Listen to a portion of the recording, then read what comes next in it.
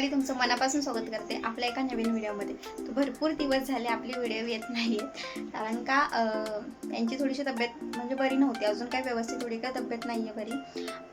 थोडे म्हणजे आधीमध्ये जातात दुकानला, पण असं रेग्युलर अशा नाही जात. त्यामुळे घरीच असतात. मग ते जेवण वगैरे हे ते करण्यामध्ये बराच वेळ असंच दिवस कसा निघून जातो ना काहीच कळत नाही. आणि व्हिडिओ कधी कधी असे चालू करते आणि अर्धवट असेच राहून जातात.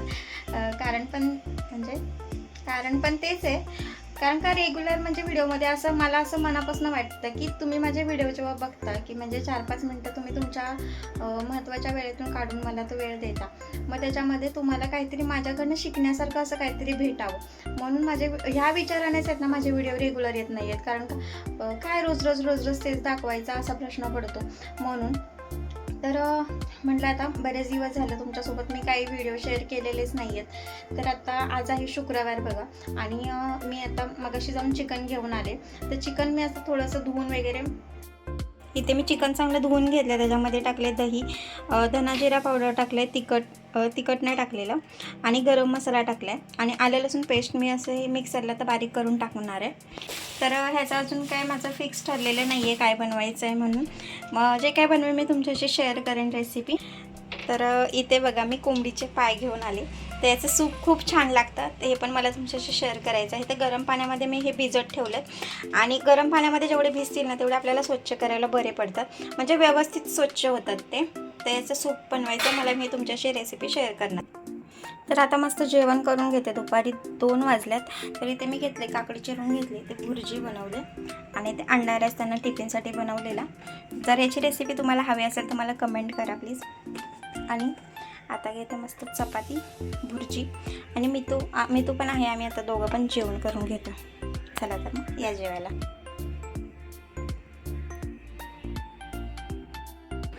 मी त्याचं बघा सकाळी त्याने नाश्त्यामध्ये चपाती भाजी खाल्लेली होती. आता बोलतो मला आता जेवायला नको आहे. मी जेवण केलं. वातावरण एवढं बेकार झालं आहे ना, असं नको वाटायला लागलं. एवढं आभाळ आलं आहे, आणि एकदम असं ना खूप बोरिंग वाटायला लागलं आहे. एक तर ऊन पण येते, मध्ये लोक कोणच बाहेर पडत नाही, एकदम सामसुमाट वाटायला लागले. आणि मध्येच असं आभाळ येते, एकदम गच्च गरम पण जाम व्हायला लागलं. तर इथे बघा माझ्या झाडाला, गुलाबाच्या झाडाला किती मस्त फुलं आलेत. कसलं क्यूट वाटते गुलाब बघा, छोटंसं एकदम. आणि इथे बघा हे ना आल्याचं आहे रोपटं. आल्याला मोड आलेला म्हणून मी असंच ते लावलेलं. तर त्याचं मस्त असं झाड आलं आहे, आणि त्याचा वास खूप छान येतो अद्रकचा. आणि इथे बघा दुसरा पण एक कोंब आला आहे. आता मला नाही माहिती आहे काढू की काय करू, मला कमेंटमध्ये सांगा प्लीज. आणि ते आबोलीचे पण मस्त फुलं आलेत. आजीने ना असे ते फांद्या दिलेल्या, ते बघा ही पूर्ण फांदी आजीने दिलेल्यात गावावरनं, आणि ते लावलेली. मग तर त्याला असं रोपटं आलं आहे त्याला, आणि मस्त असे आबोलीला फुलं पण येतात आहे. आणि त्या मम्मीकडनं मी कोरफड आणलेली, ती पण लावली आहे. तर ती पण मस्त फुटली आहे. गावी वगैरे गेलं ना की बरेचसे झाडं मरतात आहे माझे. आणि इथे जास्वंद मी गावावरनंच आणलेली, तर ती मस्त फुलं कळ्या वगैरे यायला लागल्यात, आणि फुलं पण आधीमध्ये येतात आहे त्याला. आणि ही मोगऱ्याची वेल आहे बघा, तर ही पण मस्त आली आहे. ही पण अशी फांदीच होती. ही बघा ही त्याची ढाक आहे, आणि त्यालाच ते आलं. मला असं वाटलेलं की हे काय, हे फांद्यात छोटे तुकडे दिलेले तिने, पण लावून बघितली ही सदाफुली. आणि ते माझं जास्वंदीचं झाड किती मोठं झालं आहे बघा, पूर्ण माझ्या उंचीच्या पेक्षा जास्त झाले. आणि हे गुलाबाचं झाड आहे. हे गुलाबाचं झाड मी कडेला याच्यासाठी लावलं आहे, कारण का ना ह्याच्यामध्ये सारखं आहे ना ते खारकुंडी असते ना ती येते, आणि अख्खं ती शेंडे येतात ना नवीन झाडांच्या, ते सगळे खाऊन टाकतील. म्हणून मी इथे एक लावलं आहे, आणि तिथे कडेला एक लावलं आहे. आणि पाणी रेग्युलर टाकायला लागते बघा. आणि इथे ना मी ते आपली खारीक असते ना त्याच्या पण बिया टाकलेल्या, त्याला पण मोड आल्या. इथे एक टाकले आणि इथे एक टाकले, तुम्हाला दिसतंय का बघा, तिथे एक टाकले. मस्त आलेत मोड त्याचे. बघूया आता ते कुठपर्यंत मोठं होतं आहे ना काय होतं आहे. आणि मला आर्टिफिशियल पण प्लांट आणायचे आहेत. तर आता बघूया, तुम्हाला सांगेन मी जेव्हा घेईन तेव्हा. तिथे मस्त झाड आलेत बघा. आणि आत्ता बघा आभाळ होतं, आणि आता मस्त ऊन पडलं बघा लगेच.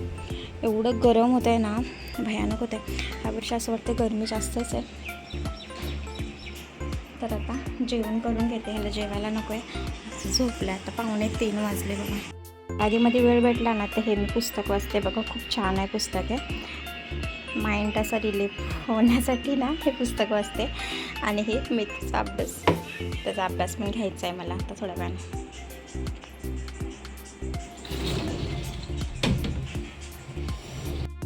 तर मेथूच्या टीचर आलेल्या नाही आहेत, थेरपीसाठी येतात त्या. तर आता सध्या ना टीचर लोक पण ते गावी वगैरे गेल्यामुळे आहेत ना, तर रेग्युलर त्यांचं पण होत नाही आहे. मग त्याचा घरी अभ्यास घ्यायला लागते.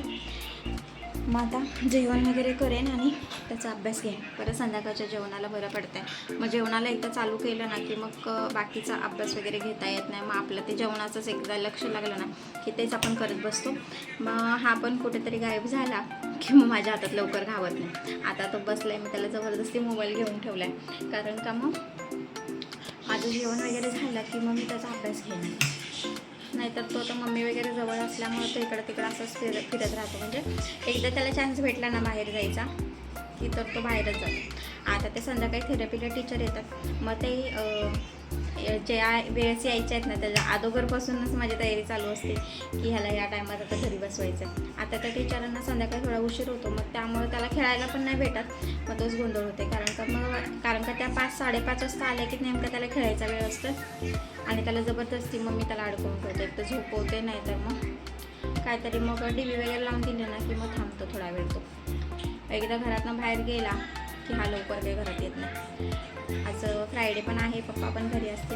मग संध्याकाळी तिकडंच थांबणार आहे असं मला वाटतं. आणि मी तुझं चिडचिडपणा एवढा वाढला आहे ना आता घरी असल्यामुळे ना, शाळा नाही काय नाही, मस्त आपले निवांत. आणि समोर पण गेल्यावरती ना तो एका जागेवर बसत नाही. एक वेळ तर मम्मीकडे जातो, खाली दीर राहतात त्यांच्याकडे, खालीवर त्याचं चालूच असते. एका जागेवर असं स्थिर असं बसत नाही. म्हणून आता त्याचा अभ्यास वगैरे घ्यायचा आहे मला. तर भेटतो तुम्हाला थोड्या वेळाने. हा आहे ना मी तुझा आई पाहिजे. तर आईची एक्सरसाइज करायची, ते 2 तास ठेवायचं. तरी पण ह्याला मोबाईल बघायचा बघा. मोबाईलने ना पोरांना फार वेळ करून टाकला बघा. आता याच्यावर ते दाखव.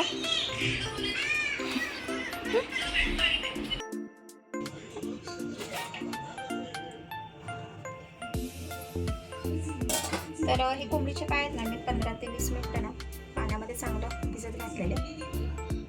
तर आता बघा मी साफ करून घेते.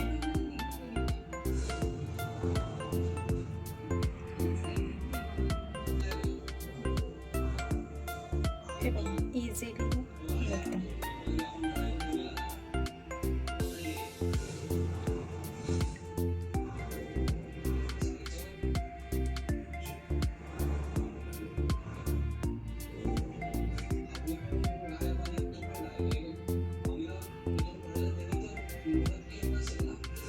इझिली एकदम निघता येते.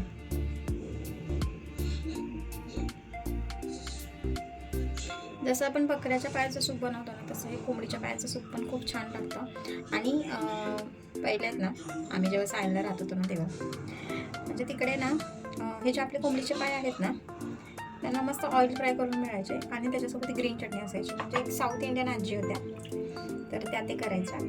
तर मला खूप आवडायचं ते. आम्ही केव्हा केव्हा आणायचं खायला वगैरे. तर हे बघा असे ना पूर्ण सोलून घ्यायचं बघा. आणि त्या काय करायच्या, आपलं हे असतं ना मैदा, कॉर्नफ्लॉवर, तिखट, हळद, मीठ असं ते टाकून आहे ना ते छान अशा ना ऑइल फ्राय करायच्या. खायला पण खूप छान लागतं. आणि हे बघा हे मांस आहे ना हे काय असं जास्त राहतं आपल्याला खायला येतं ते. आणि ऑइल फ्राय केल्यावर ते ना एकदम क्रिस्पी व्हायचे, छान एकदम क्लीन होतात आहे. आणि खायला आपल्याला काहीच प्रॉब्लेम नाही आहे. तर आता मी हे चांगलं स्वच्छ करून घेतो सगळेच.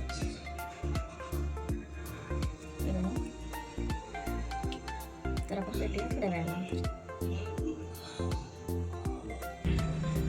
तर आता मी हे आहेत ना कोंबडीचे पाय चांगले स्वच्छ धुवून घेतलेत बघा. आणि किती मस्त निघाले एकदम क्लीन. पूर्ण त्याची चमडी काढून घेतली आणि एकदम व्यवस्थित निघालेत तो. आता ह्याला आहे ना मी हळद आणि मीठ लावून ठेवणार आहे.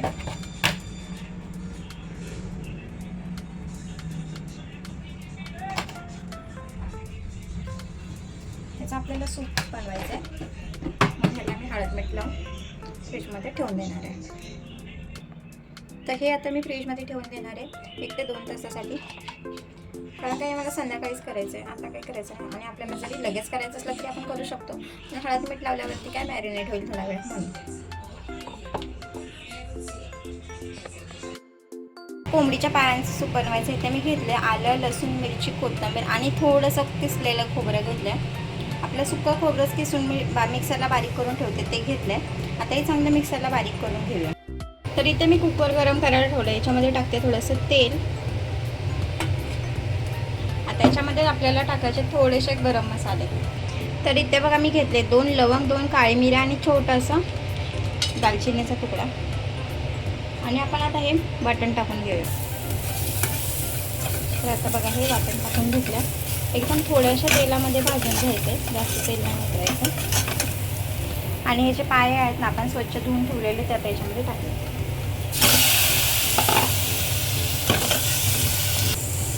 तर आता भांड्यामध्ये पाणी घेतलं. जास्त काय करायचं नाही आहे, अगदी झटपट आणि चवीला पण भारी असं सूप होतं आहे. तर आता ह्याच्यावरती मी थोडीशी गरम मसाला पावडर टाकली आणि थोडीशी धना पावडर टाकली, म्हणजे अर्धा चमचा. आता हे आपल्याला 3 ते 4 शिट्ट्या मारून घ्यायच्यात. 1 शिट्टी आपल्याला नॉर्मलपेक्षा जास्त मारून घ्यायची. आपलं मस्त असं कोंबडीचं पाया सूप तयार झालंय बघा, कसं भारी दिसतंय. हे बघा पाय पण छान शिजलेत बघा. आणि इथे मी बनवले आहे चिकन बिर्याणी, कारण का आम्हालाच होणार आहे उशीर जेवायला. एकदम ऑइल फ्री, अजिबात ऑइल जास्त नाही आहे याच्यामध्ये. छान अशी यम्मी चिकन बिर्याणी. आणि आज यांना उशीर होणार आहे यायला. आणि इथे मी थोडंसं चिकनला 65 करण्यासाठी मॅरिनेट करून ठेवलं आहे. तर ही आहे ना कोटेड हंडी आहे, मी रिलायन्स मार्टमधून आणलेली बघा. एवढी भारी वाटली ना मला. तर ही मला पडली आहे बघा 499 MRP आहे. पण ही मला काय 300 रुपयाला काहीतरी पडली सेल प्राईसमध्ये. पण खूप छान दिसतं, ॲट्रॅक्टिव्ह दिसतं, काहीतरी अशी वेगळं वाटतं बघा. हंडीचे वगैरे रेसिपी शूट करण्यासाठी मी ही घेतली. तर तुम्हाला कशी वाटली कमेंटमध्ये सांगा मला नक्की. ते आता आहे ना मला याचा आतमधला स्टिकर काढायचा आहे. त्यासाठी मी करते गरम, हिला थोडीशी गरम करायची. स्टिकर आपल्या वरती येतं, हळूहळू वगैरे येईल आता.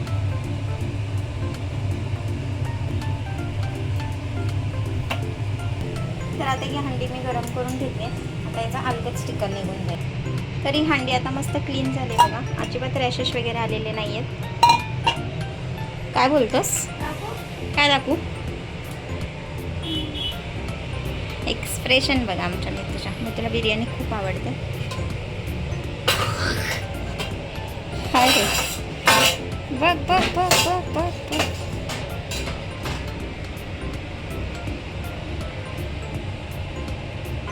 हात पोचेल का? तर इथे छान असं आपलं कोंबडीचं पाय सूप तयार आहे. तर तुम्हाला गरमीने पूर्ण अशी वाट लागली, जेवण करायचीच इच्छा होत नाही, एवढी गरम होते ना भयानकच. किचनमध्ये आले की तर आता मस्त जेवण वगैरे झाले. आता मस्त फ्रेश होते पहिली आणि त्याच्यानंतर जेवण करते. तर मी आता व्हिडिओला करते एंड. तर तुम्हाला माझा हा छोटासा व्हिडिओ कसा वाटला, तर व्हिडिओ आवडल्यास लाईक करा, शेअर करा आणि सबस्क्राईब करायला विसरू नका. आणि नेक्स्ट व्हिडिओ तुम्हाला काही बघायला आवडेल तर मला कमेंटमध्ये प्लीज सांगा, कारण का मला भरपूर काही शेअर करायचं असतं पण कुकिंगचं वगैरे पण. तर तुम्ही बोर व्हाल म्हणून मी व्हिडिओ शूट करत नाही कुकिंगचे. पण तुम्हाला माझ्याकडून नेमकी कोणती रेसिपी बघायला आवडेल मला कमेंटमध्ये सांगा प्लीज. तर चला तर मग भेटूया पुढच्या व्हिडिओमध्ये. तोपर्यंत बाय बाय, काळजी घ्या.